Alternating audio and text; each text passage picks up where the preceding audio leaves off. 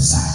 Baba, asante kwa kuwa huu ndio ule wakati ambao umeutafuta sana kufanya kitu cha tofauti kwenye maisha ya watoto wako, na leo ni saa ya kipekee sana ambayo tunaruhusu wema na fadhili zako kuingia na kupenya ndani ya nafsi na mioyo ya watu.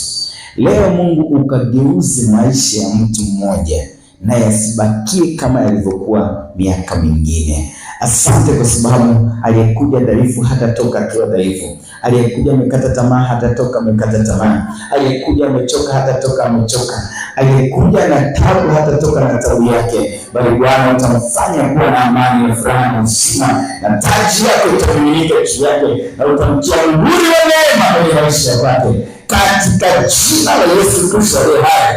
Ninakuombea kama Mungu akutie mafuta ya furaha siku ya leo. Ninakuombea kama Mungu yeye akutie mafuta ya neema na furaha, na uzima wake usitoke hapa bila huo, katika jina la Yesu Kristo mwana wa Mungu aliye hai. Asante Bwana Yesu, asante Roho Mtakatifu, asante Bwana Yesu, asante Roho Mtakatifu, asante Bwana Yesu, asante Roho Mtakatifu. Karibu nene nasi usiku nasi mchana leo, katika jina la Yesu. Amen.